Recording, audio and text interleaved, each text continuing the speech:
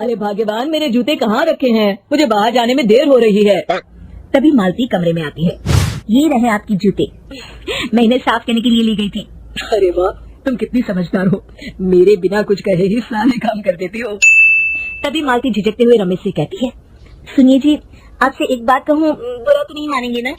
अरे नहीं नहीं, बेफिक्र होकर कहो। शादी से पहले मैं अपने मायके में नौकरी करती थी। मैं चाहती हूँ कि अब मैं फिर से नौकरी करना शुरू कर दूँ। वैसे भी सारा दिन घर में बोर हो जाती हूँ। देखो मालती, तुम्हारे नौकरी करने से मुझे कोई एतराज नहीं है, लेकिन तुम्हें एक बात बता दूं, हमारे खानदान में आज तक कभी किसी औरत ने नौकरी नहीं की। फिर भी एक बार तुम माँ से पूछ कर देखो, अगर वो तुम्हें नौकरी करने की इजाजत दे देती है तो अच्छी बात है। रमेश वहाँ से चला जाता है। फिर उसी शाम मालती अपनी सास के पैर दबा रही होती है। तभी उसकी सास मालती से कहती है, अरे क्या बात है बहू, आज तू ठीक तरह से मेरे पैर नहीं दबा रही, किसी ख्याल में खोई पड़ी है क्या? मैं भी तो जानूं आखिर बात क्या है। दरअसल वो माँ जी। अरे हाँ हाँ बोलो, इतना सोच क्यों रही हो? माँ जी, अगर आप बुरा न माने तो मैं नौकरी करना चाहती हूँ। घर के काम करने के बाद मेरे पास काफी वक्त बच जाता है। मालती की ये बात सुनकर उसकी सास गुस्से में कहती है, अरे बहू, तेरी तबीयत तो ठीक है ना? आज ये कैसी बहकी बातें कर रही है? भला हमारे खानदान में आज तक कभी किसी औरत ने नौकरी की है जो तू नौकरी करने की बात कर रही है? अरे बहू, तू क्या रिश्तेदारी में हमारी नाक कटाना चाहती है?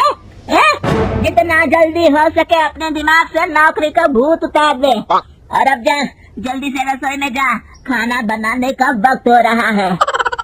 मालती मन मार कर खाना पकाने के लिए रसोई घर में चली जाती है। अगले दिन, नमस्ते माँ जी, कैसी हैं आप? अरे आओ आओ दिवाकर बेटा, बैठो, मैं तुम्हारे लिए चाय मंगाती हूँ। बहू, जरा एक कप चाय तो लेती आना। फिर दिवाकर एक फाइल खोलकर मालती की सास के सामने रख देता है। ये देखिए माँ जी, ये है पिछले महीने का हिसाब और ये रहे मुनाफे के रुपए। एक बार हिसाब देख लीजिए और इन कागजों पर अपने दस्तखत कर दीजिए। अरे दिवाकर बेटा, मैंने भला आज तक कभी तेरा हिसाब देखा है जो अब देखूंगी?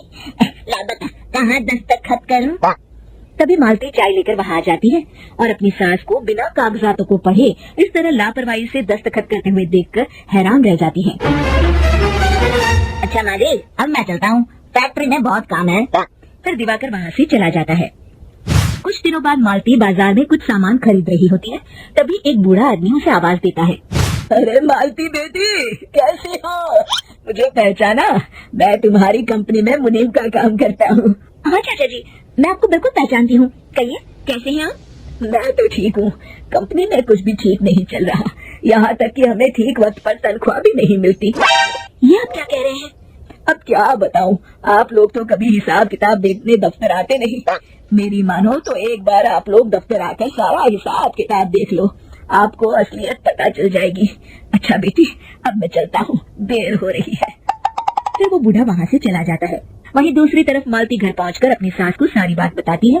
तभी वहाँ रमेश भी आ जाता है, लेकिन मालती की सास मालती की किसी भी बात पर विश्वास नहीं करती। तभी रमेश कहता है, अरे माँ, बिना आग के कभी धुआं नहीं उठता। जब मालती इतना कह रही है तो हमें एक बार दफ्तर चलकर देख लेना चाहिए। वैसे भी हम लोग काफी दिन से अपने दफ्तर नहीं गए हैं। इस तरह किसी एक आदमी के भरोसे काम छोड़ना मुझे भी ठीक नहीं लगता। अगले दिन वे सभी अपने दफ्तर पहुँचते हैं और सीधे दिवाकर के कैबिन में जाते हैं। अचानक सबको एक साथ देखकर दिवाकर चौंक जाता है। अरे माँ जी, आप सब लोग अचानक यहाँ कैसे आ गए? अगर कुछ काम था तो मुझे एक फोन कर दिया होता, मैं आपके घर आ जाता। तभी मालती की सास कहती है, अरे दिवाकर बेटा, आज मैं हिसाब देखने दफ्तर आई हूँ, जरा मुझे पिछले 6 महीनों का हिसाब दिखाना तो बेटा। दिवाकर घबराते हुए हिसाब की फाइल मालती की सास को देता है। मालती की सास फाइल लेकर मालती को देती है और कहती है, ले बहू, देख ले हिसाब। मालती फाइल को बड़ी गौर से देखती है और अगले ही पल उसे सारी गड़बड़ी समझ में आ जाती है। वो अपनी सास से कहती है, माँ जी, मुनीम चाचा बिल्कुल सही कह रहे थे। हमारी कंपनी में पिछले 6 महीनों में जितना मुनाफा हुआ है, हमें उसका आधा पैसा भी नहीं मिला। यूँ समझ लीजिए कि 1 रुपए में सिर्फ चवन्नी ही हमारे हाथों में आई है। मालती की बातें सुनकर मालती की सास गुस्से से दिवाकर को पूछती है, क्यों दिवाकर, मेरी बहू जो कह रही है वो सच है? दिवाकर समझ जाता है आज उसका भांडा फूट चुका है। वो गिड़गिड़ाते हुए कहता है, मुझे माफ कर दीजिए माँ जी, मैं पैसों के लालच में अंधा हो गया था। अरे वाह दिवाकर, तू तो एक नंबर का चोर निकला। इतने दिनों से मैं तुझ पर आंख बंद करके भरोसा करती रही और तू मुझे ही चुना लगाता रहा। अभी निकल यहाँ से और दोबारा अपनी शक्ल मत दिखाना। दिवाकर वहाँ से भाग जाता है। मालती की सास मालती को शाबाशी देते हुए कहती है, बहू, आज मैं समझ गई कि पढ़ाई लिखाई हमारी जिंदगी में कितनी जरूरी है।